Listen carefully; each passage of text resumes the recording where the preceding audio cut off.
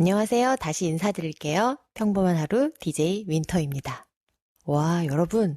아까 오프닝에서도 말씀드렸지만 평범한 하루가 벌써 30회가 되었어요. 평소 라디오에서 1000회, 5주년, 10주년 막 이런 얘기를 해도 그냥 뭐 그런가 보다 생각했었는데 평범한 하루를 진행하다 보니 그런 얘기들이 예사로 들리지가 않는 거 있죠. 물론 그분들은 그게 직업인 거고, DJ 혼자 하는 것이 아니라 프로듀서도 있고, 작가님도 있고, 열심히 들어주는 청취자들도 있긴 하지만, 그래도 어쨌거나 하나의 컨텐츠가 그렇게 오랫동안 지속된다는 건 정말 대단한 일인 것 같아요. 제가 가끔 사연 수집을 위해서 지인들에게 이런저런 주제에 대해 얘기해 주세요 또는 이런 경험이 있다면 좀 들려주세요 하고 메시지를 보내곤 해왔는데요. 그러다 보니 따로 구체적으로 얘기하지 않아도 제가 라디오를 한다는 걸 알고 있는 지인들이 많거든요. 그러던 어느 날 만나게 되면 대부분 비슷한 질문을 합니다. 넌 대체 무슨 일을 하고 있는 거야? 또는 그런 건 어떻게 알고 시작하게 되는 거야? 저는 사실 학창 시절에도 방송반에 들어가 본 적도 없고 제 목소리가 남에게 들려주기에 좋은 목소리가 아니라는 생각에 도전을 해볼 생각도 못 했었어요. 중고등학교 때 방송반 DJ를 하는 친구들의 목소리 톤은 뭐랄까, 말로 설명하기는 좀 어려운데, 아, 딱 저런 목소리의 아이들이 주로 DJ를 하지 싶은 특유의 그 목소리가 있었어요. 카랑카랑한 것과는 조금 거리가 멀어요. 뭔가 이렇게 힘을 살짝 뺀 조금 이렇게 높은 톤의 목소리? 뭐 아무튼 그런 목소리를 가진 친구들이 발표를 하거나 하면 대부분 하는 얘기가 야, 너 방송반 들어가라 였는데 전 그런 얘기를 들어본 적도 없었거든요. 다만 뭐 어디서든 발표를 하거나 뭐 강의를 하거나 하면 발음이 또박또박하다, 뭐 목소리가 카랑카랑하다, 뭐 그래서 알아듣기가 좋았다, 뭐 이런 얘기를 듣는 정도였죠. 그런데 어느 날 아는 언니가 마을 미디어 단체에서 활동을 시작했다면서 본인이 녹음한 방송을 들려주기에 오, 재밌겠다라고 했더니 너도 한번 해보는 게 어떻겠냐며 포스터를 한 장 보내줬어요. 너 글 쓰는 것도 좋아하고 말하는 것도 좋아하잖아? 라면서요. 그게 바로 방송 활동가 2기를 모집한다는 내용이었어요. 날짜를 보니 마침 제가 가능한 날이었고, 또 내용을 보니 방송 장비 다루는 법 같은 것도 알려준다기에 그저, 오, 재밌겠는데, 라는 생각에 덥석 신청서를 보냈어요. 그놈의 호기심이 문제였던 거죠.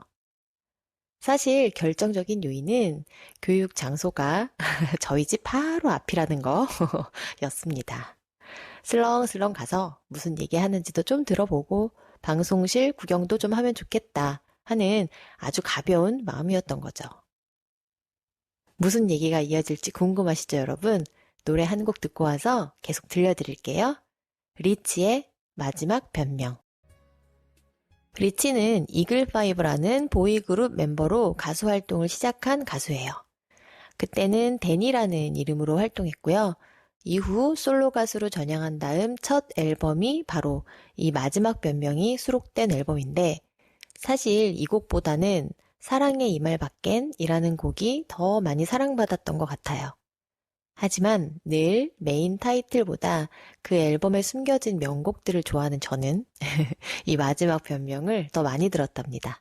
노래 좋죠? 그리고 첫 곡으로 들으신 곡은 윤상님의 마지막 거짓말이었습니다. 제가 종종 방송에서 윤상 씨를 언급하면서 윤상 씨에 대한 사신 방송은 나중에 하겠다고 말씀드린 적이 있는데 기억나세요? 그 얘기는 방송 말미에 하도록 하겠습니다. 궁금하시죠? 그럼 채널 고정하고 꼭 끝까지 들어주세요. 여러분은 지금 DJ 윈터의 평범한 하루, 다시 새롭게 편을 듣고 계십니다.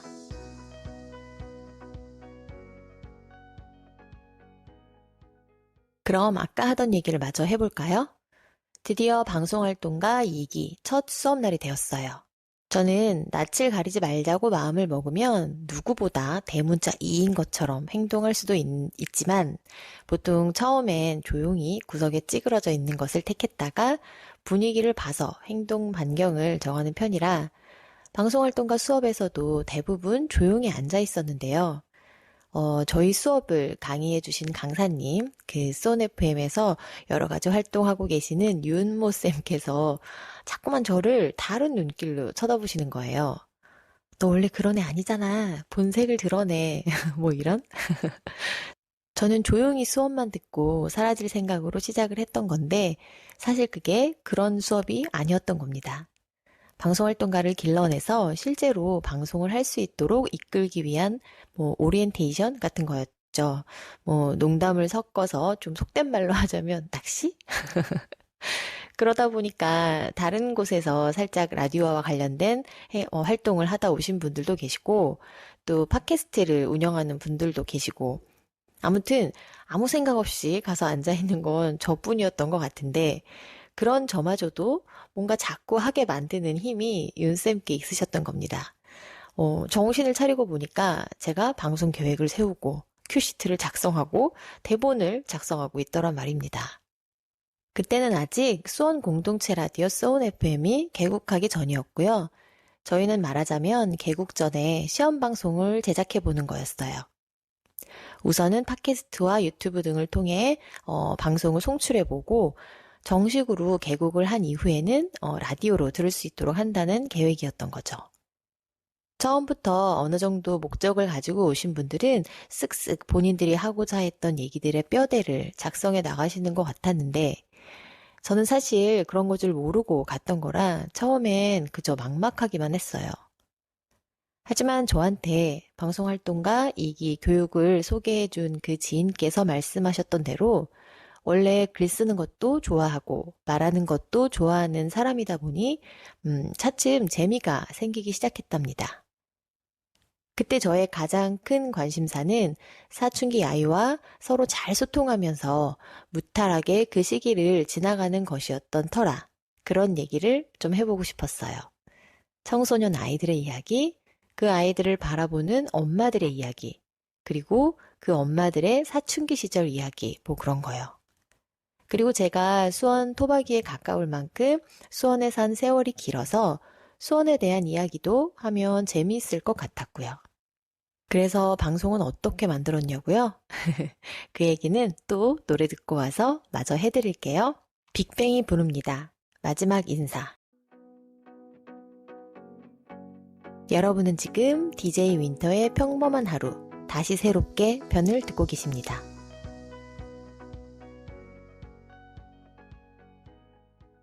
저는 컴퓨터랑 관련된 일을 하던 사람이라 방송을 제작하는 일은 별로 어렵지 않았어요. 녹음을 하고 나면 오다시티 프로그램을 이용해서 방송을 편집하고 해야 되는데 그게 어차피 컴퓨터로 하는 일이었으니까요. 그리고 음악 듣는 것도 좋아하고 부르는 것도 좋아하는지라 뭐 노래 선곡하는 것도 별로 문제가 되지 않았고요.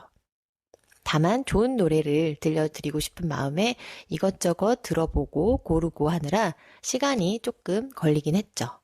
저에게 있어 가장 어려운 점은 대본을 작성하는 것이었는데요.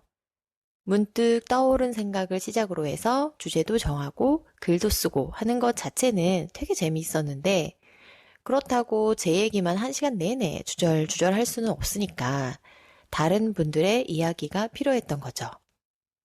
그래서 그걸 구하는 일이 결코 녹록지가 않더라고요. 그 보험일 처음 시작하시는 분들께서 초기 영업 대상을 가족이나 지인으로 정할 수밖에 없는 것처럼 저도 주로 주변인들께 도움을 요청했는데 자신의 이야기를 술술 풀어내 주시는 분들이 생각보다 많지가 않았어요. 가령 이런 식이었어요. 알바의 추억편을 만들 때 알바할 때 있었던 재미있는 에피소드 있으면 얘기 좀 해주세요 라고 하면 뭐 알바를 해본 적이 별로 없다고들 합니다.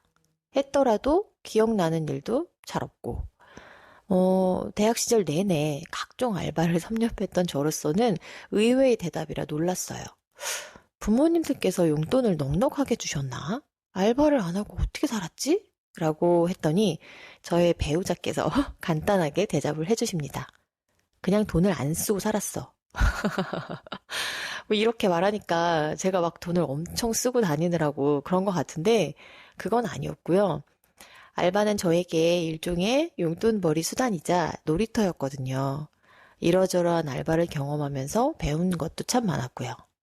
또 다른 예로 그 모든 처음 편을 제작할 때 첫사랑의 추억에 대해 물어보니까 첫사랑이 누구였는지 잘 기억이 안 난다.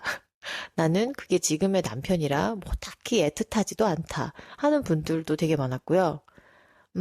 처음 이성의 눈을 뜬 게 첫사랑인지, 사귀기까지 해야 첫사랑으로 쳐주는 건지, 되려 저한테 질문을 하시는 분들도 있는 거예요. 아, 라디오 사연을 적어본 적이 별로 없는 분들이라 그런가 싶어서 방송활동가 분들께 여쭤보면 어떤 분들은 열심히 멋진 사연을 적어 보내주시기도 하시는데 대부분은 묵묵부답이십니다. 왜냐고요? 다들 내 코가 석자거든요. 본인 방송을 만드느라 바빠서 서로의 사정을 돌볼 겨를이 없었답니다. 그건 사실 저도 마찬가지였고요. 이런 상황이다 보니 라디오 한 편을 만들기 위한 대본을 쓰는 데만 사나흘은 족기 걸렸어요. 거기에 녹음실 일정 잡아 녹음하고 편집하고 하다 보면 거의 일주일 내내 라디오 한 편 만드는데 시간과 신경을 쓰고 지내게 되더라고요. 물론 이건 오로지 저의 상황만을 말씀드린 거예요. 저보다 능력이 좋으신 분들은 훨씬 더 수월하게 하시지 않았을까 싶기도 해요. 그리고 그 무엇보다 어려웠던 건 청소년 친구들의 사연을 수집하는 거였어요. 제가 나름 주변에 중고등학생 아이들을 많이 알고 있는 편이고, 또 저희 아이들도 그 또래라서 그게 그렇게 어려울 거라 미처 생각을 못 했는데요. 요 녀석들은 질문을 하면 거의 단답입니다. 그거를 묻고 또 물어서 사연으로 풀어내기가 여간 어려운 게 아니더라고요. 그래도 뭐 대답을 해준 게 감사할 따름이긴 하죠. 이쯤에서 노래 한 곡 더 들을까요? 박기영의 마지막 사랑. 여러분은 지금 DJ 윈터의 평범한 하루, 다시 새롭게 편을 듣고 계십니다.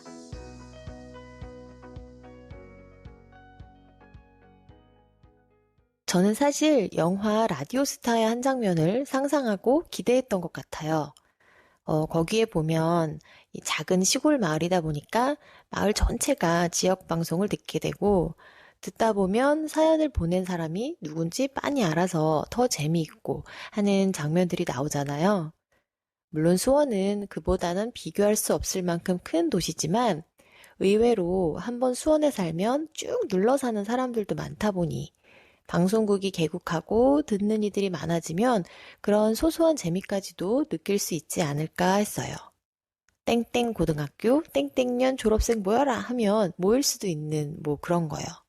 그러던 차에 2023년 여름쯤 드디어 소온 FM이 개국을 했습니다.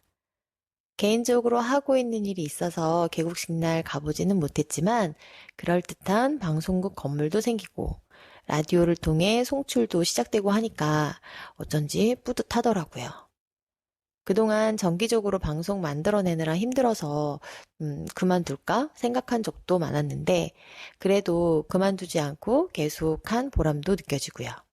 어느 비 오는 날에 차에 타서 라디오를 딱 켰는데 갑자기 제 목소리가 들려와서 정말 기분이 좋았던 적도 있었답니다. 뭔가 심장이 쫄깃하더라고요. 지금은 방송활동가 4기까지 배출이 되었고 새로 오신 분들은 또 새롭고 색다른 주제를 가지고 방송을 만들어가고 계신 것 같아요. 지난번에 보니 5기 교육도 시작하시는 것 같던데 어쩌면 그분들도 방송 만드는 것을 시작하셨을 수도 있겠네요. 계속 이렇게 이어가다 보면 어느 날엔가는 소온 FM도 완전히 자리를 잡고 수원 사람이면 누구나 듣는 대중적인 방송으로 자리 잡게 되겠죠? 그런 날이 오기를 기대해 봅니다. 자, 그럼 또 노래 한 곡 듣고 와서 방송 시작할 때 날린 떡밥 수거의 시간을 가져보도록 할게요. 이 노래 하면 모두들 부활, 이승철이 생각나시겠지만 오늘은 이루의 목소리로 들어볼게요.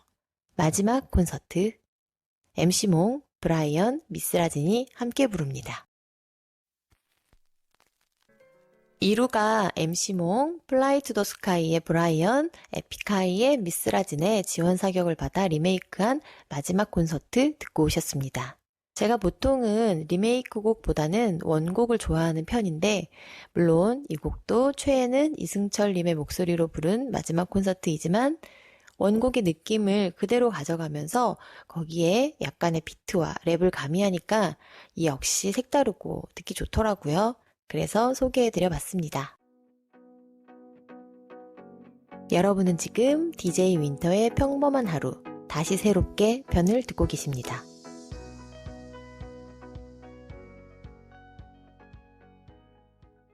자, 그럼 아까 말씀드린 것처럼 윤상 씨에 대한 사심 방송을 잠깐 좀 해볼까요? 평범한 하루 30회니까 이해해 주실 거죠? 저는 윤상 씨가 이별의 그늘로 데뷔했을 때부터 어린 나이였음에도 불구하고 팬이 되어 버렸는데요. 윤상 씨 말고도 좋아하는 가수는 많지만 윤상 씨가 유일하게 팬레터를 썼던 가수랍니다. 가수를 그저 가수로 좋아하고 노래를 좋아하는 정도지 덕질까지 할 정도의 정성이 없기도 했고, 그거보다 더 큰 이유는 수백, 수천 통씩 오는 팬레터를 그 가수들이 제대로 읽기나 하겠어? 라는 그런 좀 현실적인 생각도 좀 있었기 때문에 팬레터를 쓴다거나 선물을 보낸다거나 하지는 않았어요. 그냥 노래를 열심히 듣고 좋아해주는 정도였죠. 그런데 윤상 씨가 군대에 간 지 얼마 안 돼서 윤상 씨 노래를 듣고 있는 저를 보더니 같은 반 친구가 너 이 사람 좋아해? 하면서 놀라워했어요. 왜냐하면 그때 뭐 서태지의 듀스에 아주 그냥 가요계가 난리가 나던 시절이었거든요. 그러면서 하는 말이 윤상 씨가 자기 아빠가 계시는 부대에 있다는 거예요. 와우, 이런 좋은 기회를 놓칠 수가 있나요? 이제는 매니아들만 좋아하는 가수라, 윤상 씨 죄송합니다. 군대 주소까지 알아내 편지를 쓸 사람도 없을 것 같고, 설령 있다 하더라도 제 편지가 묻힐 정도까지는 아닐 것 같다는 희망으로 그 친구를 몇 날 며칠 볶아댔답니다. 친구는 처음엔 안 된다고 하더니 제가 너무나 간절해 보였는지 아빠께 허락을 받고 윤상 씨가 있는 곳 주소를 알려주었어요. 동글동글 예뻤던 그 친구의 눈매가 아직도 기억이 나네요. 계속 윤상 씨 하는데 윤상 씨 노래 한 곡 안 들어볼 수 없겠죠?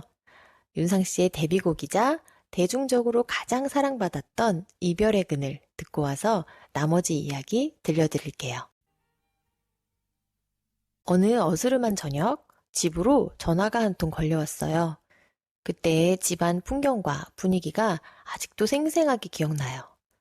해가 뉘엿뉘엿 지느라 따뜻한 붉은 기운이 집안을 가득 메우는 시간이었어요. 엄마는 부엌에서 저녁을 준비하고 계셨고 방에 있던 저는 거실로 나와 전화를 받았죠. 여보세요? 아, 네, 안녕하세요. 저는 윤상 친구입니다. 네? 누구라고요? 윤상이요. 저에게는 동갑짜리 사촌 동생이 하나 있는데 그 친구 이름이 사실 윤상입니다. 그래서 저는 생각했죠. 참, 이 녀석이 또 지 사촌 누나 전화번호를 친구한테 팔아먹었구나 하고요.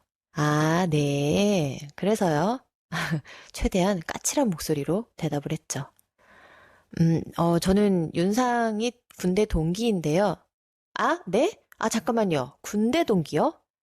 이때 갑자기 삘이 왔습니다. 이 사람이 말하는 윤상이 사촌동생 윤상이가 아니었구나. 윤상이 이번에 다른 부대로 전출을 가게 돼서요. 이제는 편지를 보내도 못 받으니까 그만 보내시라고 그동안 고마웠다고 전해달라고 합니다. 뭐라고 대답을 하고 전화를 끊었는지 이 이후로는 잘 기억이 안 나요. 그냥 좀 멍했던 것 같아요. 1년 가까이 편지를 보내도 답장 한 번 없었지만 그러거나 말거나 제가 하고 싶은 얘기를 되는 대로 주워 섬기면서 각박한 학창 시절 중 그 작은 숨구멍으로 삼았던 것 같은데 그래도 잘 받고 있기는 했구나. 그리고 읽기도 했구나. 혹시 못 받는 편지를 계속 쓸까봐 걱정돼서 친구에게 부탁도 하고 갔구나. 물론 직접 전화해 주었다면 진짜로 행복했겠지만 그래도 이게 어딥니까?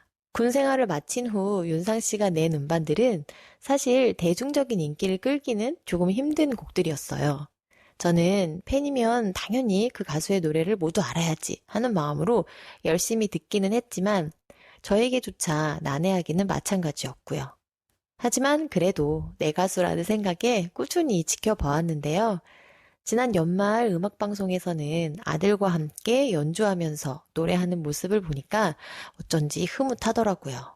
작곡가, 프로듀서로서의 활동은 계속하지만 방송에 나와 노래하는 일이 잘 없으니 요즘 친구들은 복면가왕에 나오는 아저씨로만 안다는 게 좀 아쉽기는 하지만 그래도 뭐 무슨 상관이겠습니까? 여전히 뮤지션들이 존경하는 뮤지션으로 활동하면서 멋지게 나이 들어가는 모습을 응원할 따름입니다. 윤상 씨가 작곡한 노래 중에서 하나 골라봤습니다.